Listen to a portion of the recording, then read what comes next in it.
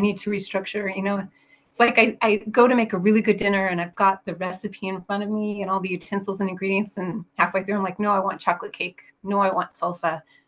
And I can't, so it's finding that balance of being open enough to make any changes that would make the story better and just stop myself from completely trying to make something new. I get story envy a lot. You're not alone, actually. It's very, I feel the same way when because I love to read and I'm always consuming. I prefer reading. I'm not a huge movie, TV watcher, but I do like to read. And yeah, the story envy it's a real thing. It's a struggle. And a lot of that does play into imposter syndrome as well, where I can like Yeah. always thinking something's better than what you have, um, which isn't true.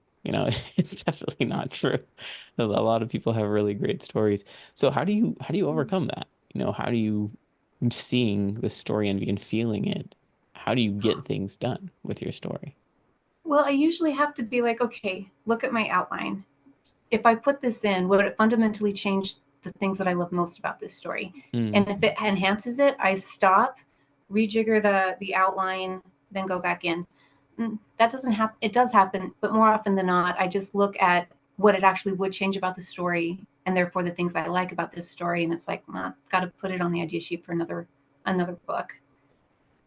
But it's actually looking at my outline to see the work that it would take to change it and whether or not in the end that would make me happier than what I already have.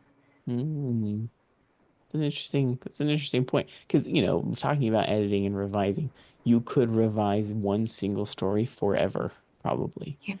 Oh my word. So Yeah, you this have is to. why I haven't read Whisper that's coming out in July since I turned it in my final revision to my publisher. I haven't looked at it since because I Hmm. know not necessarily that I think it's wrong, but I'll see other things I could do with it. And Hmm. I was like, I can't put myself through that. Just trust that I loved this story when I wrote it. Other people liked it.